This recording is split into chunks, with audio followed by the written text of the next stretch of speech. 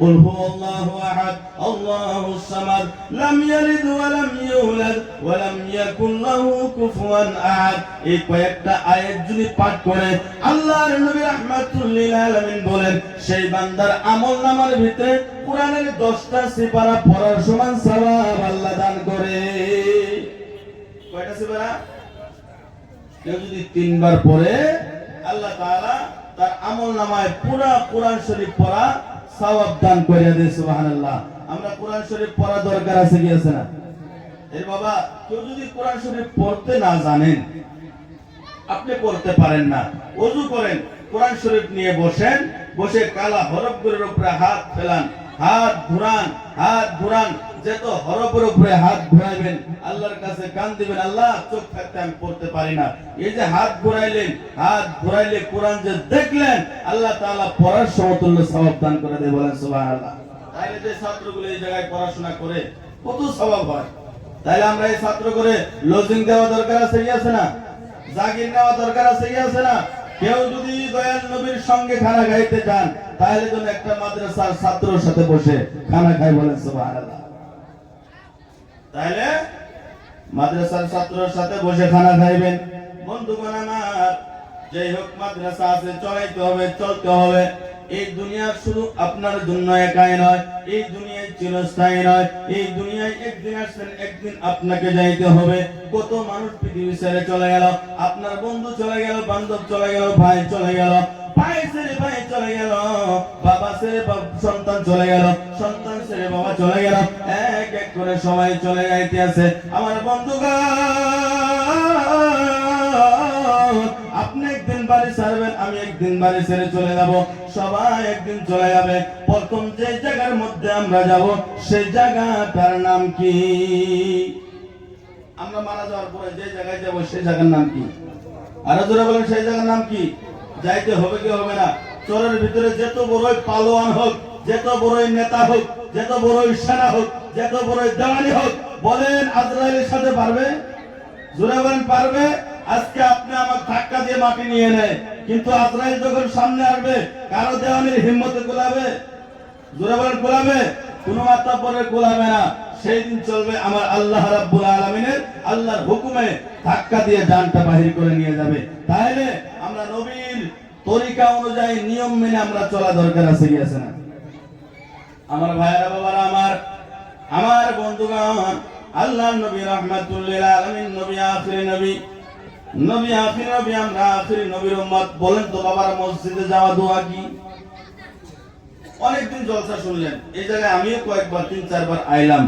আজকে আপনাদের কাছে একটা বস্তু আবদার করছি, বলেন তো মসজিদে ঢোকার দোয়া কি? বলেন, সবাই বলেন মসজিদে যাওয়ার দোয়া কি? এখন তো কেউ কেউ মনে মনে ভাবতেছে হুজুর মসজিদে ঢোকার দোয়া কোন? আমরা তো জীবনে ঢুকি না, ঠিক না? আমরা তো কোনোদিন শুক্রবারে পাইলে মনে চাইলে গেলাম, এছাড়া তো ঢুকি না, তো দোয়ার দরকার কি?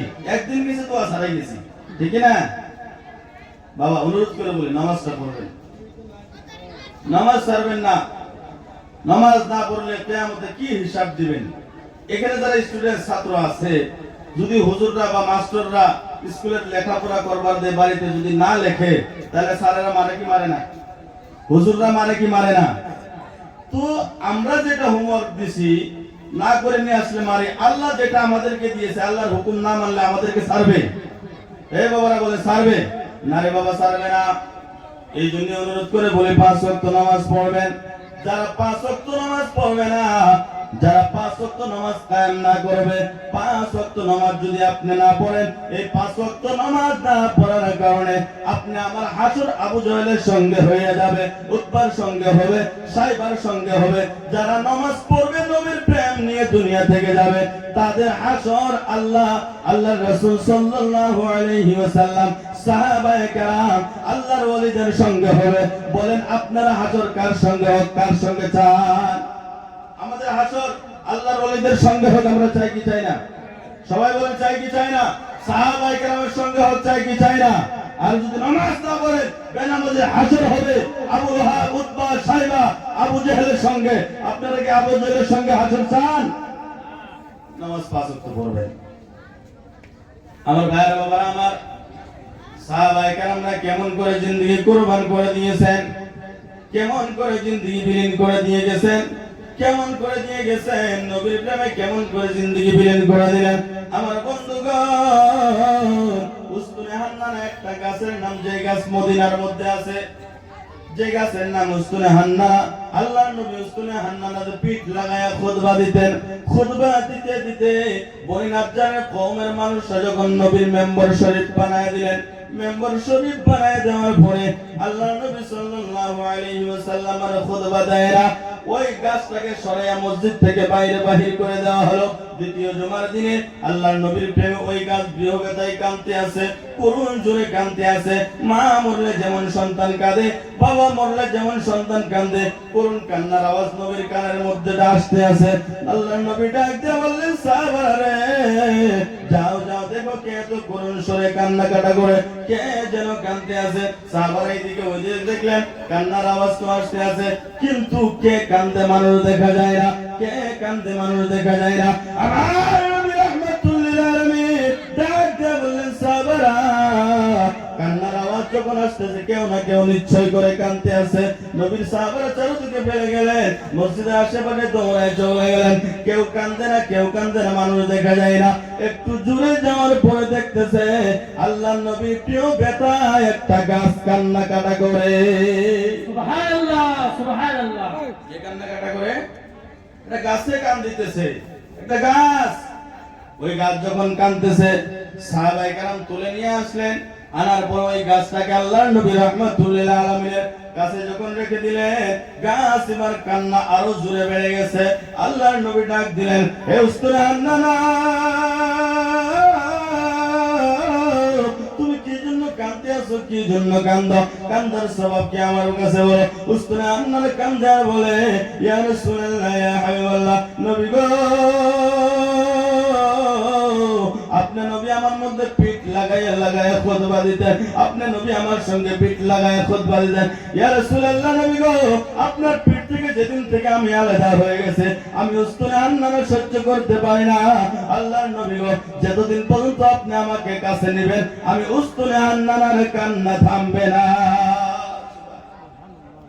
আমার ভাইরা বাবারা আমার, আল্লাহর নবী রাহমাতুল লিল আলামিন ডাক দিয়ে বলেন, উস্তুনে হান্নানা, আমি তোমার জন্য দোয়া করে যাই, তুমি একটা জিন্দা গাছ হয়ে যাও, তুমি একটা জিন্দা গাছ হয়ে যাও।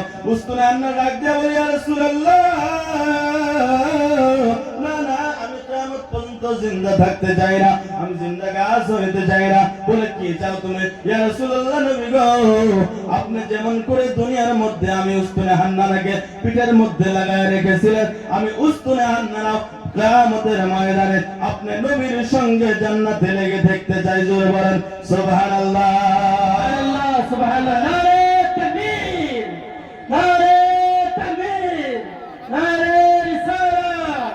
হযরত মাওলানা মুফতি মেহেদী আলম মনজুরি সাহেব কিবলা, নারে তাকবীর। উস্তুনে হান্নানা যদি নবীর প্রেমে কাঁদতে পারে, আমরা মানুষ হয়ে কাঁদা দরকার আছে কি আছে না? জোরে বলেন, আছে কি আছে না? বন্ধুগণ আমার, এই জন্য বলছি, নবীর প্রেমে নামাজ পড়বেন, নবীর প্রেমে রোজা রাখবেন, নবীর প্রেম নিয়ে হজ করবেন, নবীর প্রেম নিয়ে একবার আলা হযরত মুজাদ্দিদ দ্বীন মিল্লাত ফাজিল বেরলভী রাদিয়াল্লাহু তাআলা আনহু 2 নম্বর হজের দিকে যাচ্ছেন, তিনার মা বাবার সঙ্গে আছেন। আমার আল্লাহ হযরত মুজাদ্দিদ দ্বীন মিল্লাত জিনার বাড়ি হলো বেরলভী শরীফের ভিতরে। তিনি নবীর একজন আশিক, পাগল রে বাবা, তিনি এমন একজন আশিক, যেদিন আল্লাহ হযরত দুনিয়া থেকে বিদায় হয়েছে, আমার দয়াল নবী সাহাবায়ে কেরাম নিয়ে আল্লাহ হযরতকে নেবার জন্য এসেছিলেন। বলেন সুবহানাল্লাহ। আমার ভাইরা বন্ধুগণ আমার, ওই মুলকে শামের জমিনের ভিতরে আল্লাহ হযরত মুজাদ্দিদ দ্বীন মিল্লাত যেদিন দুনিয়া ছাড়বে, মুলকে শামের ভিতরে আমার দয়াল নবী রাহমাতুল লিল আলামিন সাহাবায়ে কেরাম নিয়ে একটা গাছের নিচে দাঁড়ানো আছে, দাঁড়িয়ে আছে, যেন কার ইন্তজার করতে আছে, কে যেন আসবে তার জন্য, আল্লাহ হযরতের জন্য। আল্লাহর নবী রাহমাতুল লিল আলামিন দাঁড়ায় আছে। ওই মুলকে শামের বুজুর্গ ডাক দিয়ে বললেন, ইয়া রাসূলুল্লাহ, ইয়া হাবিবাল্লাহ, আমার মা বাবা আপনার উপরে কুরবান। আল্লাহর নবী গো, আপনি কার জন্য দাঁড়িয়ে আছেন, কি জন্য দাঁড়িয়ে আছেন? আল্লাহর নবী ডাক দিয়ে বলেন, হে শামের বুজুর্গ, শোনো শোনো শোনো শোনো শোনো শোনো, ওই হিন্দুস্তানের সরজমিনে বেরেলি শরীফে আমার একজন আশেক, আমার একজন দিওয়ানা, আমার একজন পাগল আজকে দুনিয়া থেকে আসবে। আমি নবী তাকে নেওয়ার জন্য এসেছি। জোরে বলেন সুবহানাল্লাহ। সুবহানাল্লাহ। নারে তাকবীর, নারে তাকবীর, নারে রিসালাত, মাসলাকে আলা হযরত হযরত মুফতি মেহেদী আল মনজুরি সাহেব কিবলা। নারে তাকবীর। যাকে নবী নেওয়ার জন্য আসে তার নসিব কত ভালো, তার নসিব কত ভালো। এই মাদ্রাসার মায়ের বাবারা বলেন, আমরা ঘুমের ঘরে খাবে এই দুই চক্ষু দ্বারা আমরা নবী দেখতে চাই কি চাই না? সবাই বলেন চাই কি চাই না? আমরা কবরে, হাসরে, ফুলসিরাতে, মিজানে নবী চাই কি চাই না? নবী যদি আমাদের কবরে আসে, বলেন কবর ভালো হবে কি হবে না? বলেন ইয়া রাসূলুল্লাহ।